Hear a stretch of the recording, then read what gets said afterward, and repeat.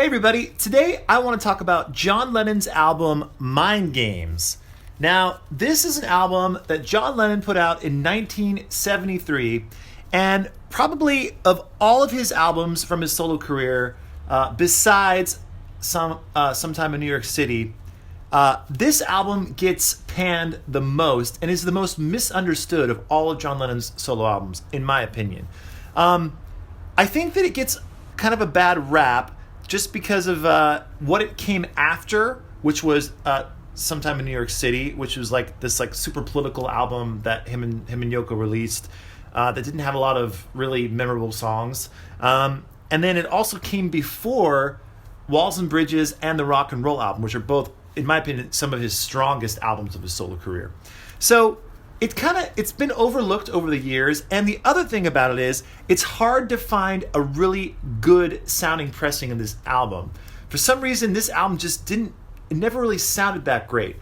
Of course, that is until now, because this copy is currently on my website, needleneedsvinyl.com, and this copy sounds absolutely amazing.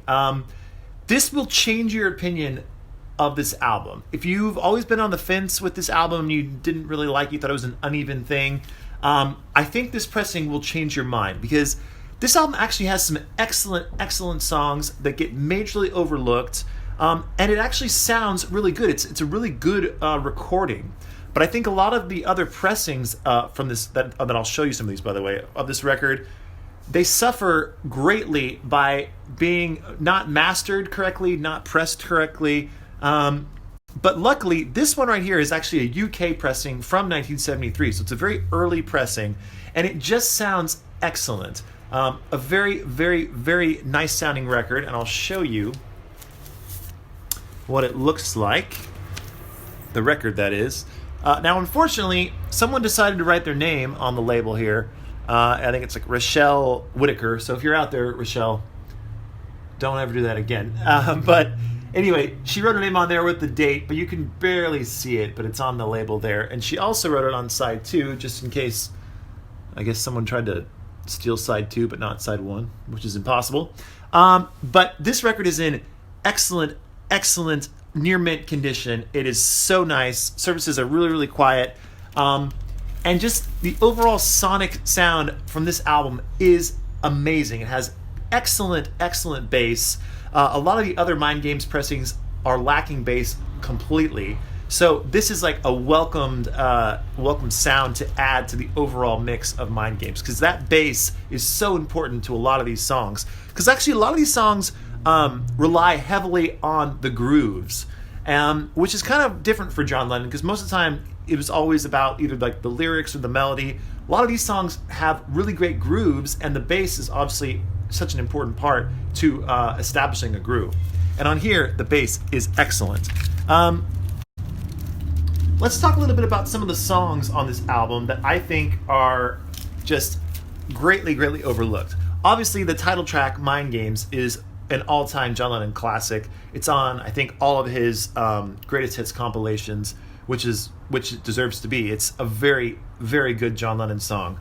And I'm sure a lot of you know this, but like I think he started working on Mind Games during the Imagine sessions, which is pretty cool. I think there's like a clip during the Making of Imagine where he's playing Mind Games.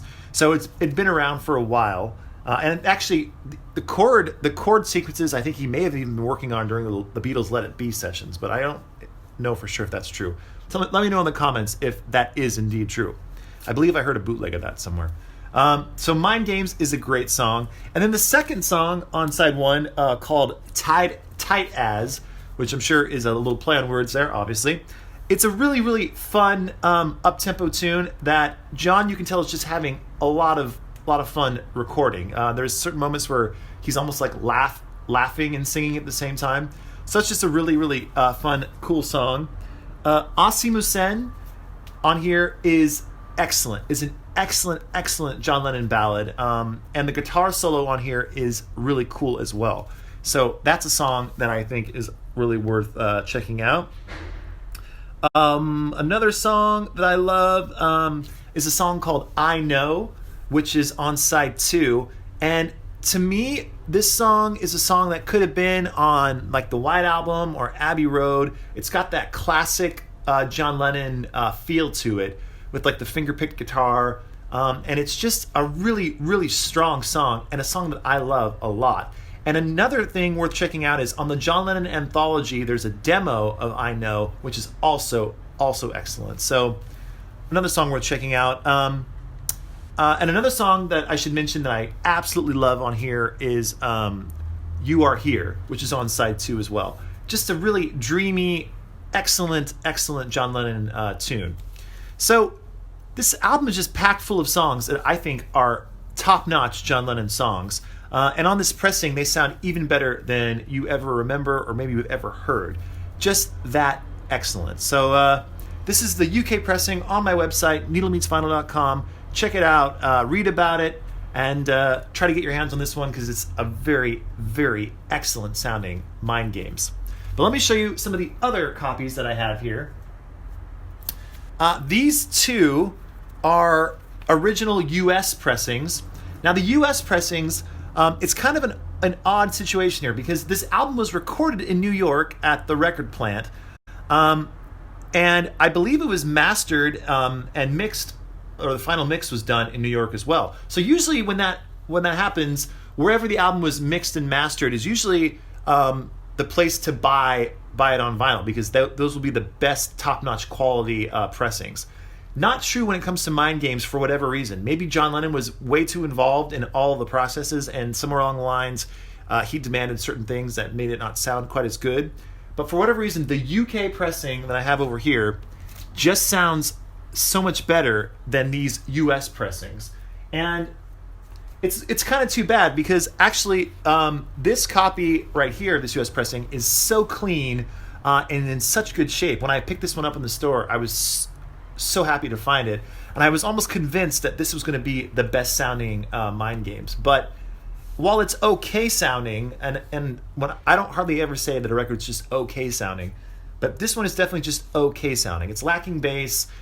It doesn't really have a lot of top-end clarity, and it just kind of sounds like a very squished recording, if that makes any sense. I guess maybe that would have to do with overcompression or something like that, but just not all that great. But I will show you, just for the sake of it, what the record looks like.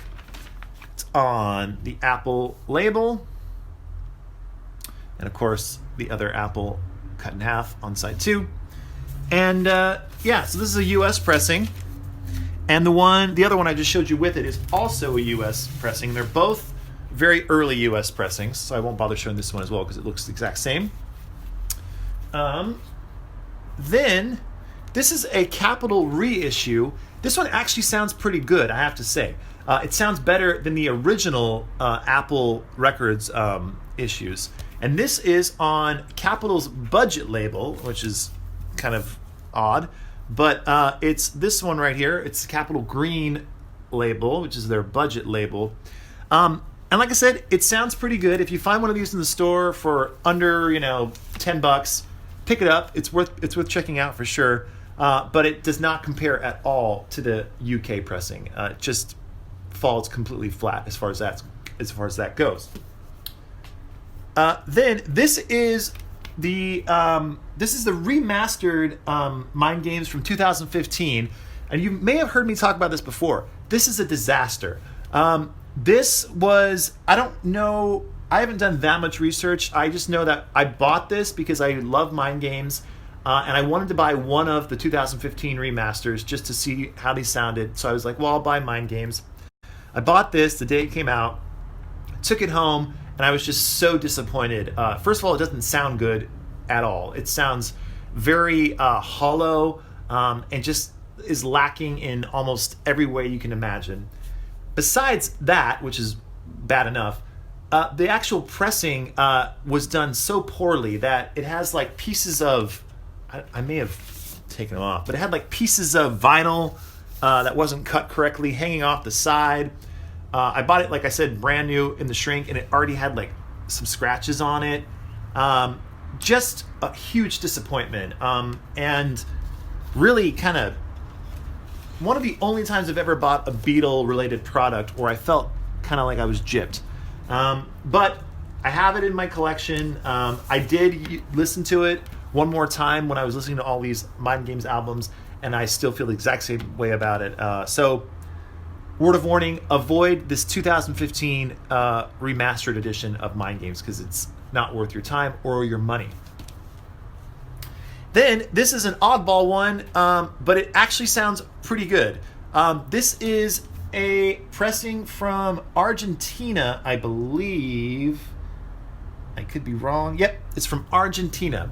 This is Mind Games from Argentina, and this is from the 70s. I don't know exactly the date, but it is on the Apple label, and it's on kind of a cool-looking Apple label. It's a little different than what you normally would see. It's a little bit smaller, the label. But this actually sounds pretty good. I gotta say, it's comparable to the Capital reissue that I just showed you.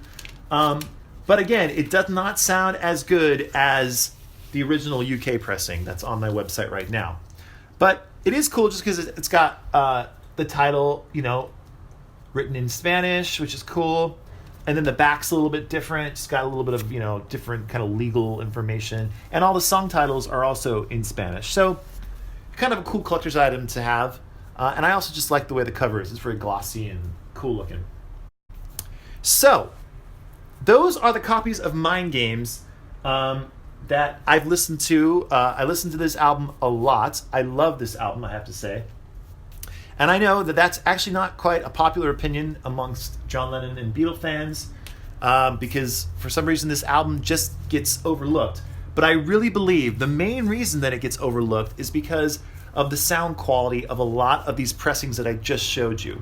But like I said, this copy, this UK copy, is a major exception because it sounds great.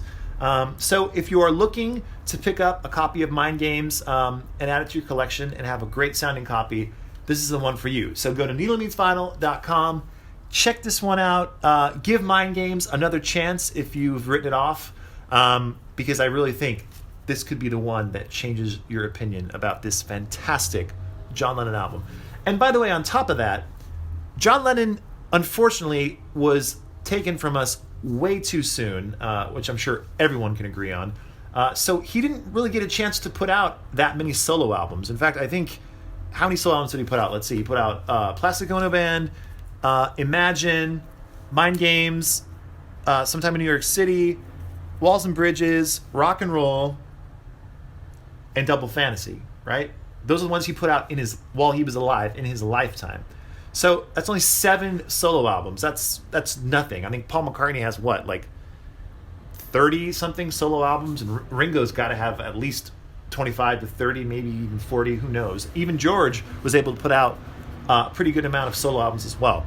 So John just didn't really get the chance. So really, all of those 7 solo albums that we have from John Lennon, and by the way, I know there's also Milk and Honey and like Men Love Avenue and those albums, but those were released after he passed away. But the ones he released during his lifetime, the ones that he approved of and that he signed off on with new songs and all that kind of stuff, there's only 7. So of those 7, really, in my opinion, you kind of have to value them just a little bit more, just because that's all we got from him and his Beatles work, which obviously is just amazing and unmatched. But his solo work is also really, really good. And I really love Mind Games, and I think it's high time that a lot of people went back and gave it another chance because it's really, really good. And I'm not just saying this so you go and buy this copy, because only one of you out there will buy this one, and then the rest of you will see this video and just be watching this just for the information that I'm giving you on Mind Games. So wherever you find it, maybe you find a CD or a cassette or just another version on vinyl, give Mind Games another chance, because I really do believe that if you do give it a chance, it's an album that you will truly love, because I know I do.